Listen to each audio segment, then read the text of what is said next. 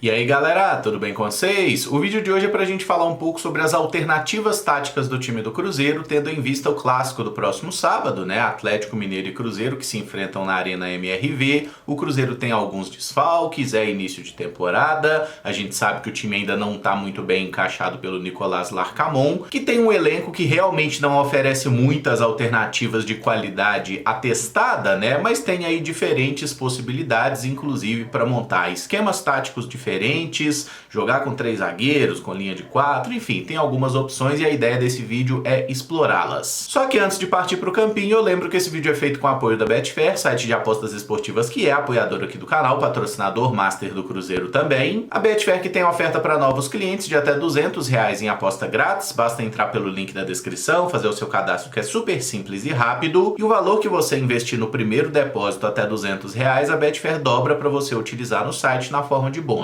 Sempre importante se manter atento ali às promoções, né? Todo final de semana tem aposta grátis para todos os clientes, por exemplo. E o que eu sempre lembro, apostar com responsabilidade para você se divertir. Esses são os 34 jogadores que compõem o plantel principal do Cruzeiro nesse momento, né? Lá no site oficial do clube, inclusive, lista apenas 32 jogadores, mas a gente tem o Vitinho e o Fernando que estavam disputando a copinha com o Sub-20 e foram integrados nessa segunda-feira. E só para explicar a separação, os jogadores que eu botei desse lado aqui. O Kaique não está disponível para o clássico porque está servindo a seleção brasileira sub-20 lá na disputa do pré-olímpico. Gabriel Veron, Wesley, Rafael Bilu e Rafael Elias são jogadores que estão entregues ao departamento médico em recuperação de cirurgias. Então, ainda que o Bilu, por exemplo, já esteja fazendo trabalhos no campo, acho que a gente não pode contar com esses jogadores para o clássico, tá? São situações de lesões um pouco mais graves. O Neres e o Wesley Gasolina eu deixei aqui nessa fileira porque estão suspensos, né? Os dois foram expulsos na partida contra o Atlético.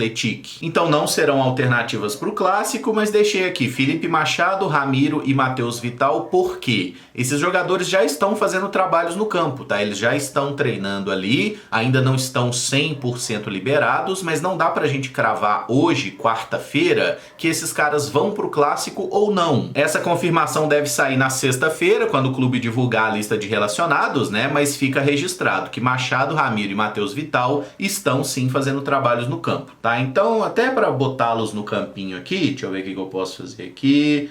Beleza, a gente pode puxar, por exemplo, o Machado aqui para uma função de volante, o Vitinho aqui mais para frente, o Japa, tá, o Ramiro também é volante, rapaz. É isso. Deixa o Matheus Pereira mais solto aqui, Ramiro, Japa, Matheus Vital, Vitinho e o Pereira aqui, que é o nosso camisa 10, né? Então, basicamente, a gente pode dizer que o Cruzeiro tem esses atletas à disposição para o clássico. Então, dos 34 jogadores do plantel, o Larcamon pode contar com 27 para esse duelo contra o Atlético, tá? Neres e Gasolina suspensos, Kaique na seleção, Veron, Wesley, Bilu e Rafael Elias lesionados. Pro gol, Rafael Cabral, Anderson e Léo Aragão. Zagueiros, Zé Ivaldo, Lucas Oliveira, João Marcelo e Juan Santos. Valendo pontuar que o Palácios jogou como zagueiro na estreia contra o Vila Nova, né? Algo que eu espero que a gente não veja tão cedo, mas é sim uma opção por aqui também. Laterais direitos, o William e Elibelton Palácios. Para a esquerda, o Marlon. Volantes aí, Lucas Romero, Fernando Henrique, Ian Lucas, Lucas Silva, Felipe Machado, Henrique Rodrigues, Ramiro, Japa, Vitinho e Matheus Vital podem ser volantes, podem ser meias. O Matheus Pereira é o único meia de fato, camisa 10. E aí os pontas, Robert, João Pedro, Arthur e Fernando, centroavantes Dineno e Rafa Silva. Esse é o elenco, são as opções aí do treinador e agora vamos chegar aqui num outro ponto, né? Tentar organizar um pouco mais por probabilidade aí do jogador ser titular ou não. Acho que a gente já pode tirar aqui o Anderson e o Léo Aragão, né, que são os goleiros reservas. O goleiro do Cruzeiro vai ser o Rafael Cabral, a menos que aconteça alguma questão médica. Na zaga, o Juan Santos, ele é o último zagueiro da fila, então acho que não tem uma possibilidade realista do Juan Santos ser titular no clássico. Os jogadores, né, que estão em recuperação, especialmente o Ramiro, que vem aí de uma lesão grave, também não vejo hipótese do Ramiro ser titular no clássico, talvez ele até seja relacionado, pode entrar no segundo tempo, mas como titular acho que a gente pode descartar. O mesmo vale para o Henrique Rodrigues, que ainda nem chegou a estrear como jogador do time profissional do Cruzeiro, né? Acho muito difícil. E o Vitinho, né? Ainda que a gente lembre que o Japa estreou como profissional entrando num clássico contra o Atlético, o Vitinho também não jogou pelo profissional do Cruzeiro. Então não vejo hipótese dele começar jogando. E aí a gente já vai restringindo o número de opções, né? O próprio Fernando, que é um jogador que foi muito bem no Sub-20, até jogou uma partida do profissional ano passado.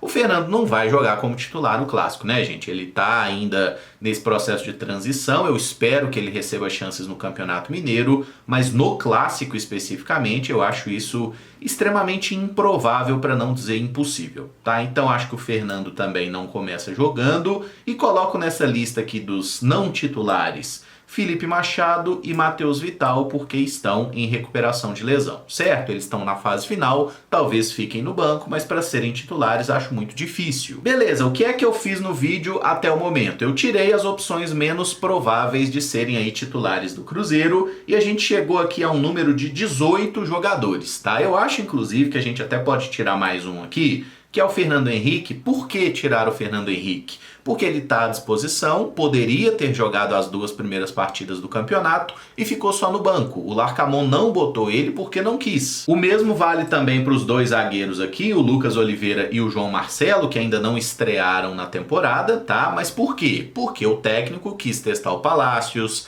quis botar o Neres, né, que inclusive foi titular nas 2 partidas, e jogou o Zé Ivaldo na última. Inclusive o Zé Ivaldo jogou bem, creio que será mantido. Então a gente tem uma dúvida entre João Marcelo e Lucas Oliveira, um dos 2 deve jogar, até porque seria extremamente temerário botar o Elivelton Palácios para jogar o clássico, né? É impossível que o Palácios jogue na zaga? Não, mas é aquele negócio, né? Não é de bom tom. Não acho que é uma boa ideia, ele não é um exímio marcador. Espero que o Elivelton Palácios esteja ali posicionado no banco de reservas, né, para ser uma alternativa para lateral mesmo, onde ele já não é essa Coca-Cola toda, vale a pena destacar, mas pelo menos acho que ele compromete menos, né? E a gente tem outros zagueiros que me parecem melhores, especialmente o João Marcelo, que deixou um cartão de visitas muito bom na última temporada, e o Lucas Oliveira, que fez um 2023 ruim, tinha feito um 2022 muito bom. Então essa ideia de time tá pegando cara, né? A gente começa a enxergar aqui um pouco mais as disputas por posição e até as alternativas, né? Os jogadores que disputam posição de fato.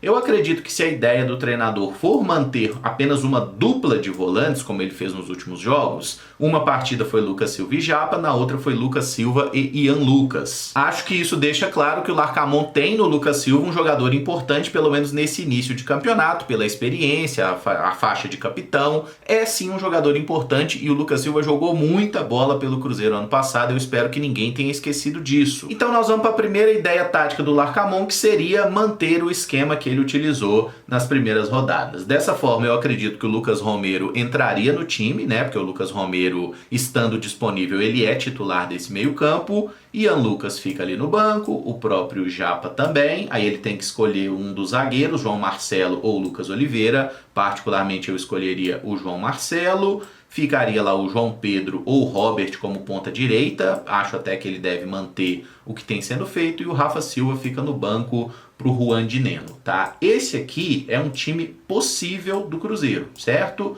4-2-3-1, 2 pontas, né? Arthur e Robert. O Matheus Pereira com mais liberdade e o Dinenno como centroavante. No momento que o Cruzeiro tiver sem a posse de bola, o Atlético Mineiro pressionando, a gente tem aqui 2 linhas de 4, né? O Robert e o Arthur fecham pelos lados. A gente tem o Dinenno e o Matheus Pereira voltando aqui para ajudar nesse início de pressão. Viram um 4-4-2 sem a bola. Com a bola é o Dinenno na referência, o Matheus Pereira mais livre para fazer o que ele quiser. Um volante de mais marcação e um volante de mais qualidade no passe. Eu acho que com essa mera entrada do Lucas Romero aqui, o meio-campo do Cruzeiro já vai melhorar. É o suficiente para enfrentar o Atlético? Não sei. Inclusive não é vergonha nenhuma admitir que o rival tecnicamente tem mais qualidade que o time do Cruzeiro. Uma variação que nós vimos acontecer em diversos momentos das partidas com o Larcamón até aqui. Cruzeiro passar a jogar com 3 zagueiros, né? No caso, Zé Ivaldo aqui pela direita, jogava o Neres centralizado, aí aqui eu coloquei o João Marcelo, e o Marlon sendo aqui um terceiro zagueiro pelo lado esquerdo. O William ganhava mais liberdade para fazer o papel de um ala mesmo, né? Um jogador que avança pelo corredor direito.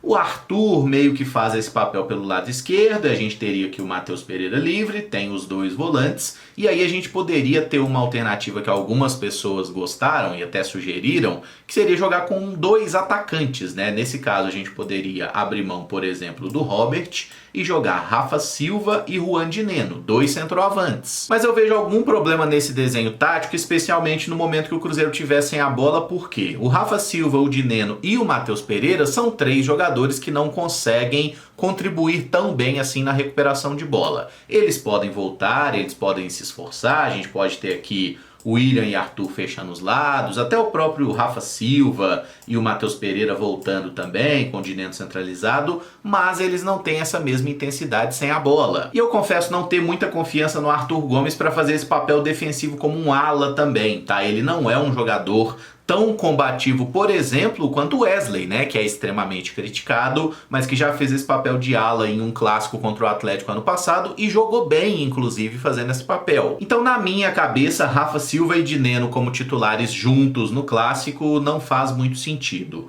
Uma opção que poderia ser interessante, jogar de fato com três zagueiros, né? E aí você tem o Arthur Gomes, ou outro ponta, jogando à frente, o Marlon sendo um ala mesmo, né? E aí entraria o Lucas Oliveira, por exemplo, como um zagueiro. Aqui jogaria o Oliveira pela esquerda, o Zé Ivaldo pela direita, ou o contrário, ou o Oliveira centralizado. Enfim, acho que pode ter diferentes configurações. O próprio Juan Santos poderia ganhar espaço dessa forma, o Palácios eu espero que não, mas eu gosto. Se a ideia do Cruzeiro for jogar com três zagueiros, que sejam três zagueiros de verdade. E deixa o Marlon apoiar pelo lado esquerdo, porque ele tem qualidade no apoio. O Marlon é um jogador que sabe chegar à frente, fazer cruzamentos, então eu prefiro ter o Marlon como alternativa de ala do que como esse zagueiro pelo lado esquerdo, especialmente pensando em um clássico. Jogando em casa contra times do interior, aí a gente pode ter laterais fazendo o papel de zagueiros, até para aumentar o número de jogadores ofensivos. A vantagem desse esquema tático é que no momento sem bola, ele pode virar um 5-4-1, algo que o Larcamón fez lá no futebol mexicano. Você ter alas que fecham a primeira linha defensiva e os pontas fechando uma segunda linha de 4, deixando apenas um jogador um pouco mais na referência. Falei do Matheus Pereira como ponta porque ele pode jogar por aqui, inclusive ano passado ele jogou mais como ponta do que como meia, e com esse esquema tático o Cruzeiro estaria um pouco mais resguardado taticamente. Uma outra alternativa que eu vi algumas pessoas falando seria, por exemplo, deixa lá o Marlon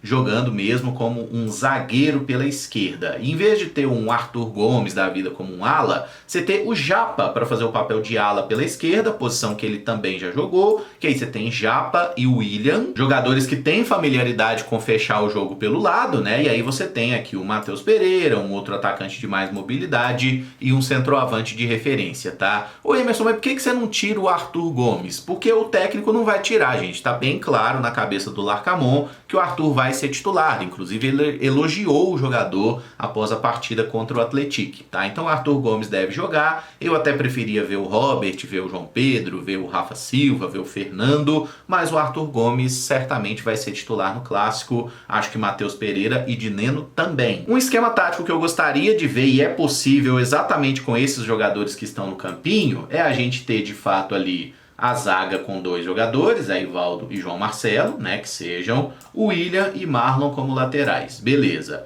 Lucas Romero como um primeiro volante, certo? Aí a gente tem Lucas Silva e Japa um pouco mais à frente, então são três volantes, e aí você pode ter Matheus Pereira e Arthur nas pontas e o Dinenno na referência. Aqui seria uma configuração de 4-3-3, né, e no momento sem bola os caras voltam, que vira aqui um 4-5-1 ou 4-1-4-1, como queiram, e tem também uma outra hipótese, que é ter o Matheus Pereira como um 10 e uma dupla de ataque, que seria um mais de referência e um de movimentação. E esse é um esquema que eu gosto bastante porque o Lucas Silva não oferece tanta intensidade assim, mas oferece qualidade no passe. O Japa é um jogador que tem qualidade, que sabe chegar na frente, mas que mostra uma disposição muito boa para recuperar bolas, é um jogador bem lutador. E o Lucas Romero é um excelente primeiro volante, é um cara que recupera muita bola, e com um trio desse à frente da defesa, eu acho que a bola chegaria menos, ou pelo menos chegaria um pouco mais quebrada, né, nos atacantes do Atlético, que são muito perigosos,